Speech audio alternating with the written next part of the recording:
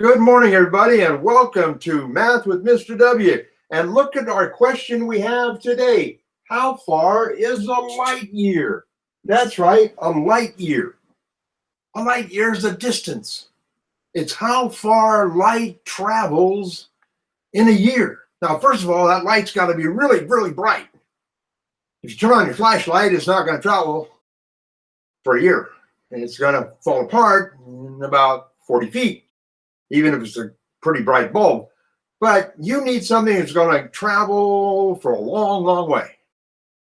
And you know, one of the things that's always bothered me is that our stars, like our sun and Polaris and all the other stars out there in the Milky Way, are so far apart. Gosh, they're so far apart.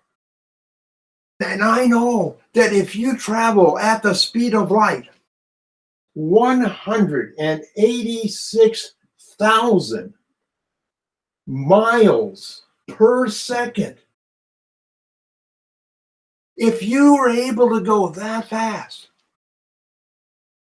and continue to go that fast, you could go across our galaxy in the Milky Way in 100,000 years. So imagine just how big our galaxy is, let alone the universe. The galaxy itself is so immense.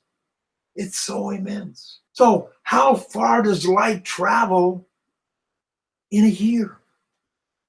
Well, 186,000 miles per second. Well, this is where scientific notation comes in handy. And we can take this and remove this decimal that's back here till we get 1.86 times 10 to the fifth miles per second. That's how fast we're going. Now think about that. That's going around the Earth at the equator 7 times in a second. In the click of a fingers. 7 times around the Earth in 1 second. So now, how many seconds do we have in a year?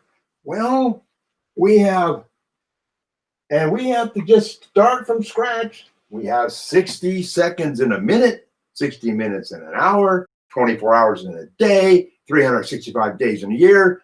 Ka-dink, ka-dink, ka-dink, ka-dink. Get our calculators out. We've got 31,536,000 seconds in 1 year. So we're going this fast for this many seconds. So how do I write this guy in scientific notation? Well, I've got to move this decimal back until it comes somewhere between 1 and 10, right there. We get 3 point, and I'm going to round this off because this is 5, so I'm going to make it 3.2 times 10 to the what? 3, 6, 7. 3.2 times 10 to the 7th. 3.2 times 10 to the 7th seconds. We got a lot of seconds in a year. And here I am using up some of yours. Hopefully we're getting somewhere. Now, we've got to multiply these guys together to figure out the miles. This is miles per second, and this is the seconds. So when we multiply these guys together, we're going to be left with the miles. How many miles is it? Well, we end up with 12.4 because we multiply 1.86 times 3.2. We get 12.4. And then we get the 10 to the 5th times the 10 to the 7th times 10 to the 12th. That's a lot of miles. So if I wanted to, I could move this decimal back 1 and then 11 zeros.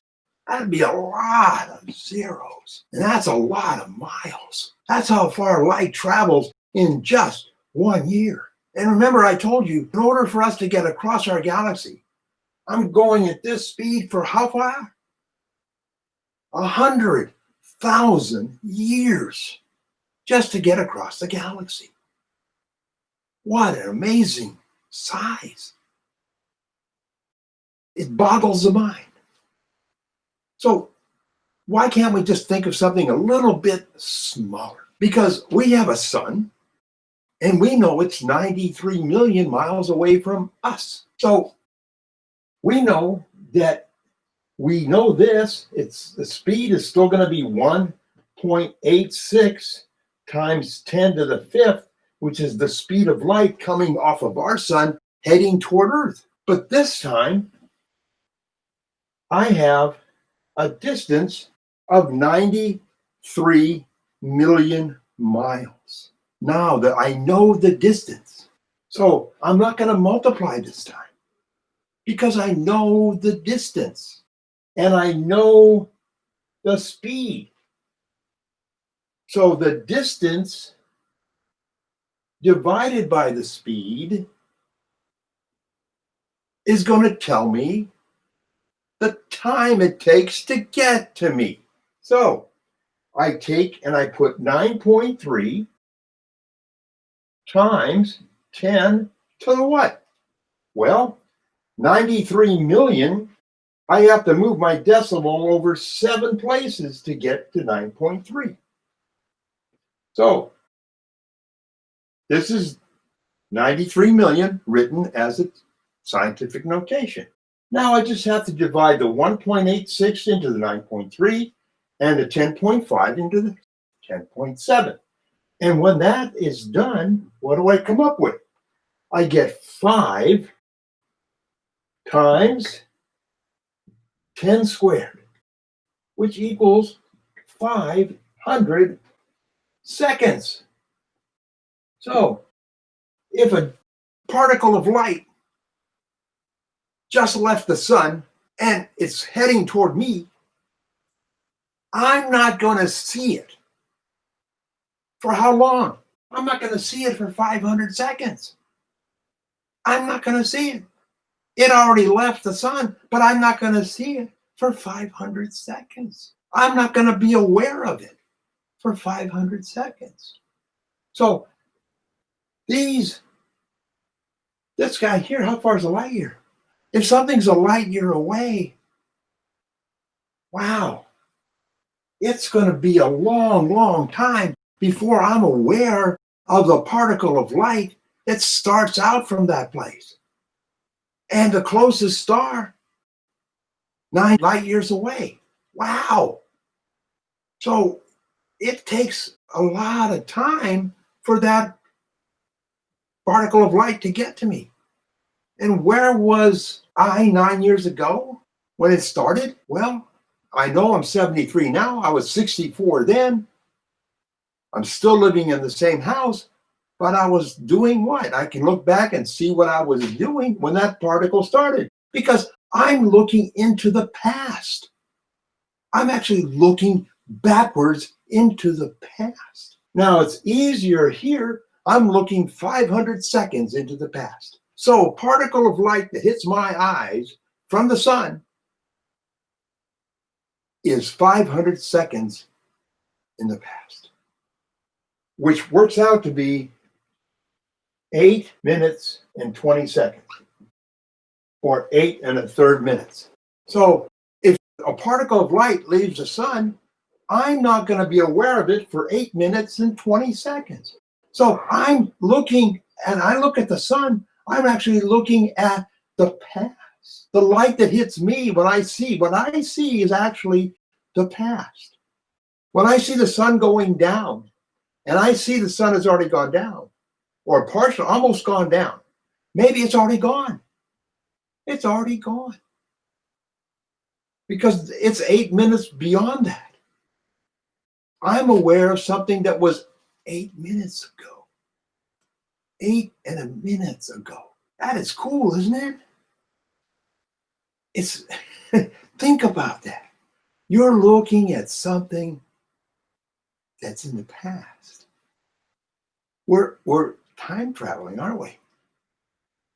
And when you talk to your students about this, it makes life kind of exciting.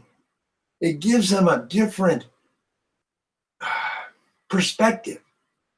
Because, Albert Einstein was with his uncle, and they were staring up at the stars one night. And he looked at Albert and said, Albert, when did they turn the lights on?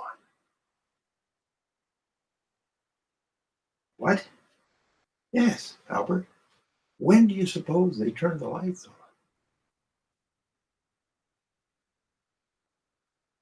That bothered Albert. He had to find out about the universe. And he developed so many great things. But one question that opened his mind: when did they turn the lights on? So, have a great year. Think about the questions you ask. Think about how you phrase a great question and how it might open the minds of those youngsters in front of you. You guys have a great day. And I'll see you next time on Math with Mr. W.